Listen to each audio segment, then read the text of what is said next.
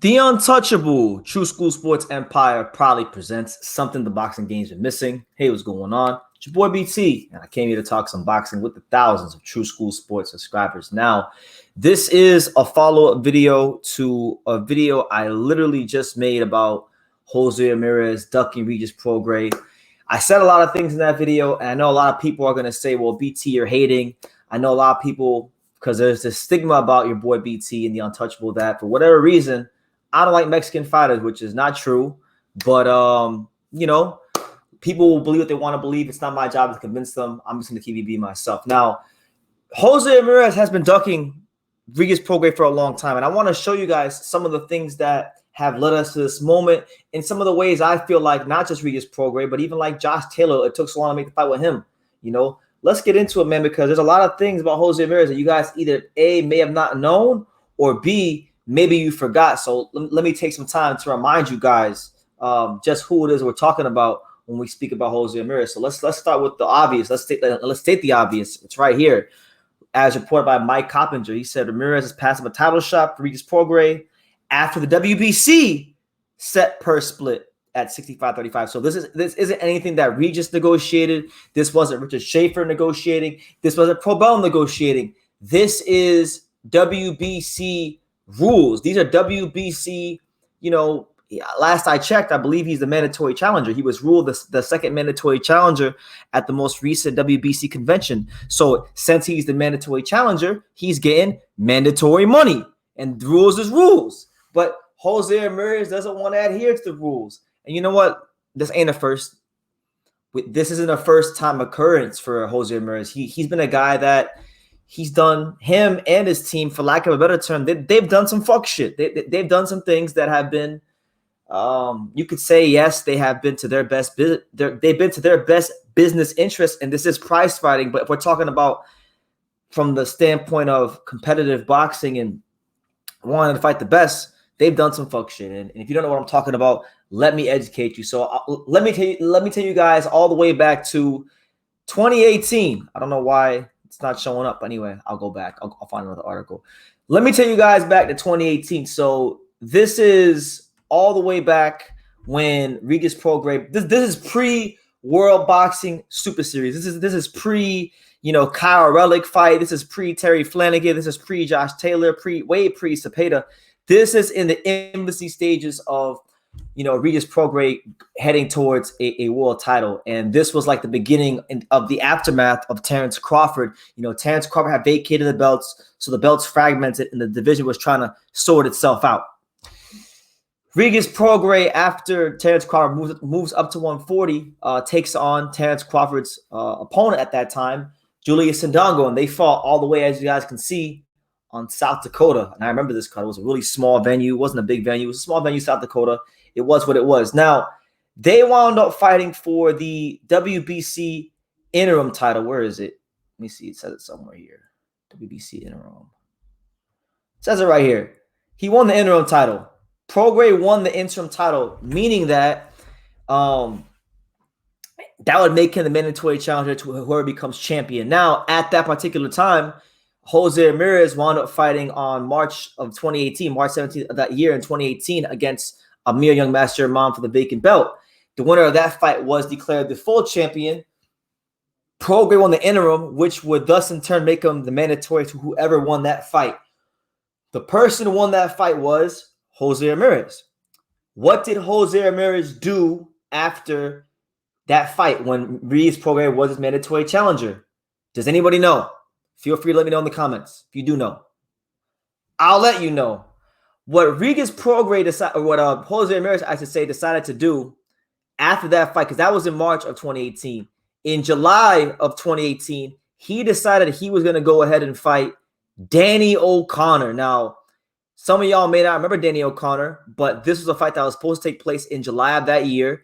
The only reason it didn't happen was because Danny O'Connor had dehydration problems. As you guys can see right here, they had to take him to the hospital for severe dehydration problems. And Danny O'Connor, ultimately, that was his last attempt at fighting, because here's Danny O'Connor's box rec. 30-3, light punching fighter, light punching southpaw, could box a little bit, but really, as we see with him, he lost to a faded version of Vivian Harris in a close fight. He lost to Gabriel Tito Procero. So he was a domestic level, American fighter, American guy, a fighter in America that could be a filler on a card, but through good management and winning certain fights, he had managed his way to position himself to fight a Jose Ramirez. So it was a safe fight for Jose Ramirez. That's who was in the fight next. So the fight wound up not happening, right? The fight wound up not happening. And who did Jose fight after he was supposed to fight Danny O'Connor? Well, if we go to that year, he wound up fighting Antonio Orozco, who was a solid opponent, but nobody special, right? That's who he wound up fighting. So instead of fighting in July of 2018, he fights in September and he beats Antonio Orozco in a fight down there. Now, while all this is going on, mind you, while all this is going on, he's fighting the Orozcos. He's trying to fight the Danny O'Connors, these kind of things. While all that's going on, Jose Ramirez is well, no, that's not true. This was a year later, so we'll get to this in a second. We'll get to this. We'll get to this in a second. But let me stay on point. Let me stay, in my right frame of mind. So after he beats Orozco, he takes on another voluntary defense, which at the time, Zepeda, to many people in the boxing world, as far as the fans, wasn't extremely known, but he was a good fighter, had a good record, 30-1. So I'm not gonna slate him for that. But you're talking about after you win the title, you took one voluntary, you took two voluntaries, and Daniel third one. So really, in this time, he had signed contracts for 3 voluntary defenses. He only wound up fighting 2 because Daniel O'Connor couldn't make weight, which is through no fault of his own. Now, it was around this time, 2019, when Camosa AG and the Southerlands and the World Boxing Super Series was beginning to form. It was beginning to become a thing. They were going to start tournaments in multiple weight classes to try to give some of these weight classes in boxing some parity and clarity. Some of the fights the fans wanted to see. A lot of fighters, wanted to compete in this tournament. They had a tournament in the World Boxing Super Series for the 140-pound weight class, the division in which Jose Ramirez competes. You had guys like Prograis enter the tournament, Josh Taylor enter the tournament. You had Ryan Martin enter the tournament, Kyle Relic enter the tournament, Terry Flanagan enter the tournament. A whole host of top champions and contenders entered the tournament. But did you know who didn't enter the tournament? Any guesses? Jose Ramirez didn't enter the tournament. And guess what? Not only did Jose Ramirez not enter the tournament, but he bragged about not being in the tournament. He was excited about not being in the tournament. He said, no one in the World Boxing Super Series will get what I'm making for the Maurice Hooker fight. So here's what he said in regards to his $4 million purse that he got for the Maurice Hooker fight, which is good money. Fair play to him. He said, and I quote, "It's life-changing. I know there's no one in the tournament making the kind of money we're making for this fight, not even in the finals. I can guarantee you that's true. They will not be making the money I'll be making in this fight. Maybe Prograis' last 2 fights put together wouldn't be what I'm making in this fight. At the end of the day, the financial part is important. We fight for our families and to give them a better life. The other thing is that there are 2 titles on the line. And after this fight, the huge obstacle I have in front of me, I hope to take on the winner of the tournament." And quote. Now, I'm not disputing anything Jose is saying. Obviously, this is prize fighting. They're not doing it for free. Nobody in boxing is doing it for free. But it is still a sport, and he still would have made money in the tournament. He still would have been able to fight for those guys and fight for undisputed, and it would have been for the Muhammad Ali Trophy. Would have been really cool to win. But he fought Hooker, which, in my humble opinion, he has had a great performance since the Hooker fight. Every fight he's had since the Hooker fight, Pedraza, Postal, all of them have been, not his best, not sensational, not befitting of a guy that you think is the best fighter at 140, as Rick Merrigan, his manager, likes to always say. But he ultimately wound up fighting against Josh Taylor for the undisputed title. And guess what? He got exposed by Josh Taylor. He couldn't fuck with Josh Taylor then. He can't fuck with him now. But I digress. When he decided not to take place and take part in this tournament, you got to understand, okay, at this time, Prograis, being the interim champion for the WBC that he got from the Ndongo fight, was his WBC mandatory challenger. Also factor in that Josh Taylor himself fought Victor Postal in a WBC eliminator. Now, I'm pretty sure it was around that time. It wasn't a WBC eliminator, so he was also going to be, next in line to fight Jose Ramirez, okay? So with that being said, it wasn't like Jose Ramirez didn't have some guys that were politically lined up to fight him when he declined to not fight in the World Boxing Super Series. Taylor was lined up to fight him. Prograis was lined up to fight him, but they were in the tournament because they wanted to sort some things out. And while that was happening, he fought Maurice Hooker. Okay, good fighter. I'm not going to down Maurice Hooker. But let's be real. If we can be real about Maurice Hooker, I like him. I've had him on the channel. I have nothing bad to say about Maurice Hooker. To me, he is an overachiever in the sport of boxing. No doubt about it. But let's be real. And let's talk about the political side of things. He fought Jose Ramirez in 2019. Okay. In 2018, I'm going to highlight this fight right here because this fight right here was actually one of my favorite fights in 2018. But in 2018, Top Rank had this Mexican-American kid named Alex Saucedo, who was 28-0. Pressure fighter, good TV fighter. This is a guy that Top Rank was kind of looking at to build into one of the next champions. This is a guy that they had a lot of stock in at that time. He was a Mexican kid out there in Oklahoma. This is a kid at Alex Saucedo, I should say. He had some really entertaining fights. Like he had this fight with Lenny Z right here. This was one of the best fights of 2018. And the Top Rank actually overpaid Maurice Hooker to come to Oklahoma City, which was, as you can see right here, Oklahoma City, which was Saucedo's hometown, as the B-side.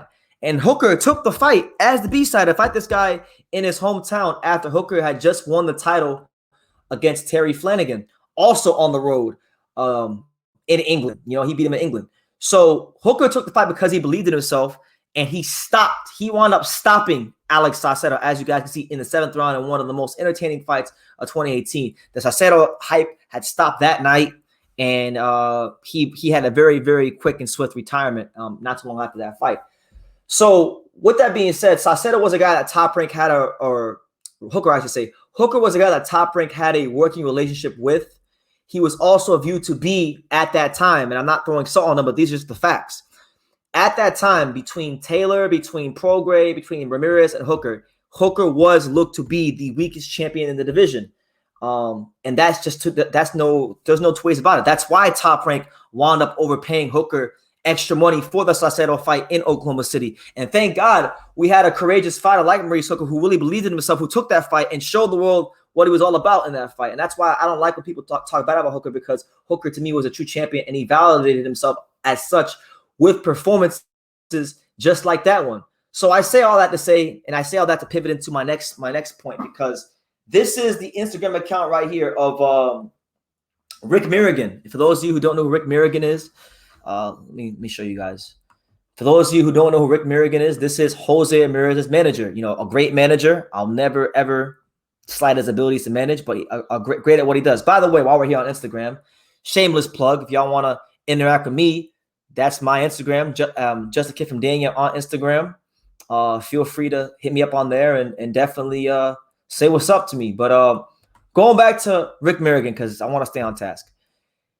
He had this whole long, drawn-out explanation as to why Jose Ramirez doesn't turn down the fight with Regis Prograis. And I wanted to read it to you guys and give you guys my take and break it down piece by piece, brick by brick, and you guys can give your opinions down below. But here's what Rick Mirrigan said. He said, I quote, "Let me break this down for all you shit talkers with the facts on why Jose Ramirez versus Regis Prograis didn't happen. Number one, Ramirez pursued the fight immediately and moved to a purse bid and simply asked for a fair split. Now, fair split, listen, if the rules are the rules. The WBC has it in the rules that the challenger gets 35%, the champion gets 65%. If y'all really wanted that 65%, I hate to sound like a dickhead because it's not really my place to say it, but it does interfere with where we're at now. Ramirez should have done everything in his power to get that belt against Zepeda because it was vacated by the guy who beat him, Josh Taylor. He should have fought Zepeda if he thought he could beat him, and then, kind of just planned his wedding around that. And then he would have had a chance to be in a prime position, to have that 65%. And then I'm sure he wouldn't complain. But he didn't. Prograis won his fight against Ramirez.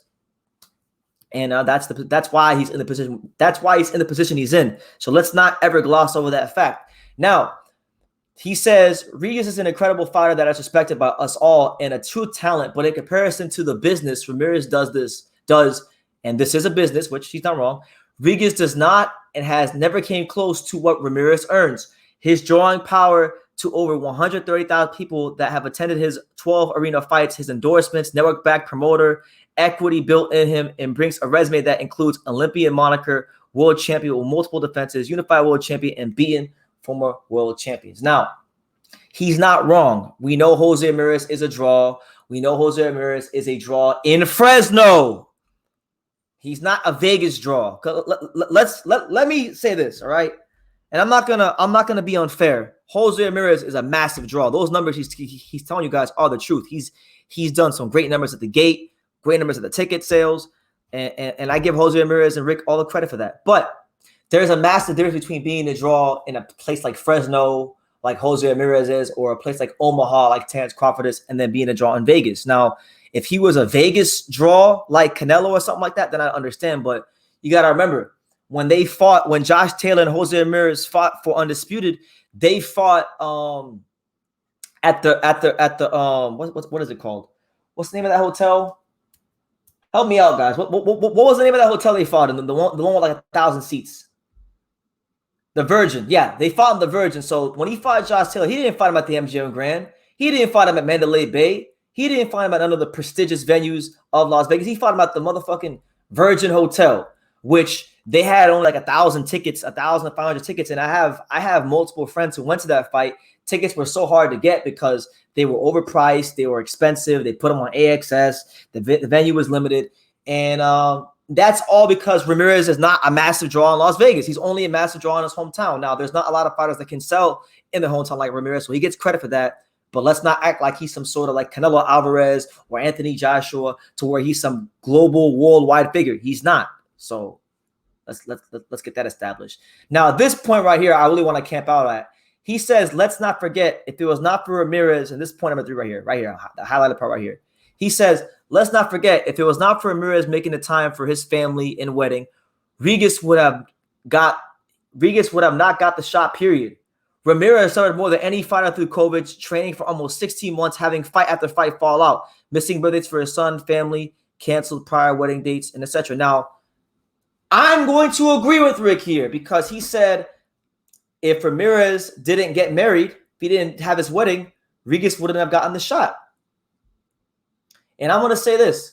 If Ramirez would have fought Jose Zepeda and he would have beat him, and that was his, and Regis was his mandatory challenger, we know Jose wouldn't have fought him. Why? Because of this. We know from back in the past when Regis was the interim champion and he was supposed to fight the winner of Ramirez versus Imam, which was Ramirez. He didn't want to fight him then. He was too busy trying to fight Danny O'Connor instead of trying to fight Regis Prograis. So I'm just not trying to hear from Rick. Rick knows what I know, which is the fact that if Jose Ramirez ever steps in the ring of Regis Prograis, retirement is following not soon after. It's going to be retirement. It'll be his last boxing match. Now, point number 4, there is no one Regis can fight to come close to what he would make with Ramirez, as Teofimo Lopez won't fight for 30%, and his handlers will not let him fight Regis as he would destroy him. We all saw Lopez can't fight at 140. Regis should have sent Ramirez a thank you card to do a 50-50 split, let alone what Ramirez was willing to do and give him a higher split and still exposure from a major network. Regis will make less than half. And, you know, it's just like this. I'm sorry. And I had to comment on this myself. Like, I told Rick myself. So if y'all want to let Rick know, you can let Rick know I made this video. Tell him, go in the comments of his Instagram, which is promoter559, and tell him True School Sports made a video about you. But this is me right here. I said, Jose Ramirez hasn't had one dominant performance in the ring since Maurice Hooker, and that was nearly 4 years ago.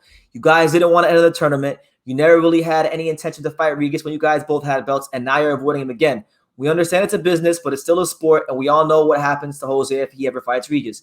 You're right about one thing for sure, though. If Jose never got married, Regis wouldn't have gotten a shot because you guys wouldn't have given it to him in the first place. How you're acting now and in the past is evidence of that, and it's the stone cold truth. Now, Rick hasn't stopped with his assault. He just posted this within the last hour, and he stated some more. He said, and I'll read it to you guys. And my bad for the long video, but I have to bring all this up because I don't want people to sit here and tell me that I'm just being some sort of hater, because I'm not. I'm not being a hater. I'm just telling you the truth. I like Jose Ramirez. He's a good fighter. I don't think he's as good as Rick Mirrigan makes him seem or other people think he is, but he's a top fighter in the 140 division, and I want to see him take on the other fighters in the 140 division.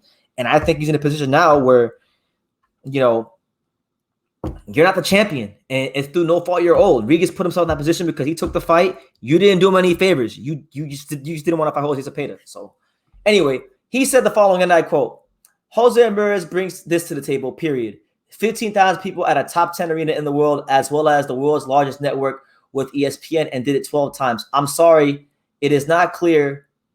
It is clear who is bringing the income, exposure, crowd, and money to the fight.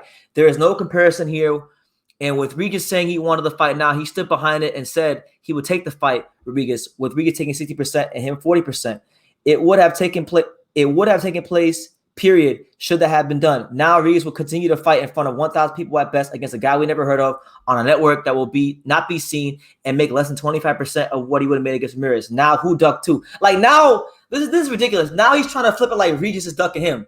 Come on, man. Take the fight. Either you think you can beat Regis and you'll take the 35%, you'll win the belt, and you'll make the money back because, as you say, Jose brings the crowd, right? Well, tell him to bring his ass and bring the crowd to the ring and take your 35% and fight Regis Prograis and take the ass beating and have a happy retirement. And if he would ever fight Regis Prograis and beat him, then obviously I would humble myself and I would give Jose Ramirez all the credit in the world. But he won't do that because he's a left hook dominant fighter with for all the amateur experience he has. He's never really been no top flight technical boxer. He's not gonna outbox Regis Prograis. You know, everyone knows to be Jose Ramirez, you gotta take that left hook away, like Josh Taylor did, like Victor Postol did in spots of their fights. But like look at the comments. Look at the comments from the people. Look at what some people are saying to Rick Mirrigan. He says, "We do not care. Next man will get a shot. How about believing in your abilities and taking the belt from Prograis? Bring the big crowd when you do." Exactly. Bring the big crowd. You know what I'm saying? What title does Ramirez bring? I'm sure you guys had the title. Exactly. That's what I'm saying. It's getting ridiculous. It's getting ridiculous. So look, I've said enough on this. I just wanted to make my thoughts and opinions known on this because I know a lot of people aren't going to talk about this. I know Jose Ramirez will probably get a pass, but listen, as I've shown you guys recently with Roman Gonzalez and the whole BAM situation and Mr. Honda. As I've shown you with Demetrius Andrade, no fighter with me on this channel is exempt from criticism. And this is just not right. Jose Ramirez is a guy that has not had a dominant performance in boxing since he fought Maurice Hooker, and that was almost 4 years ago. He has looked pedestrian in his fights against Victor Postol and Jose Pedraza, and he's not looked befitting of a guy that you would say is the best 140-pounder in the world. Now, he's getting the chance to potentially fight the best 140-pounder in the world for the WBC title, and he turns it down. And then he wants to try to A-side his way as the B-side, and you just can't do that. Prograis wanted this fight for a long time. He didn't get it. Y'all were not anxious to make the fight with him. Y'all took voluntary defense after voluntary defense after voluntary defense. Y'all wasted a bunch of time. You decided to not enter the tournament that had all your mandatories and top contenders and champions in the division in it. And that's your cross to bear. Like you guys put yourself in the position. So, we'll see what happens. If the fight happens, great. Best wishes to Jose Ramirez on the rest of his career. But this is one of the most clear ducks in boxing. This is like Munguia-esque. This is Jaime Munguia, Jamal Charlo levels of ducking in the sport of boxing. So, make it that what you will, but that is the truth. So you guys let me know in the comments down below. Make sure you guys take the time to subscribe. And like I say in every single one of these videos, you can love me or you can hate me, but I'm just a kid from Daniel. So until next time, take care, guys.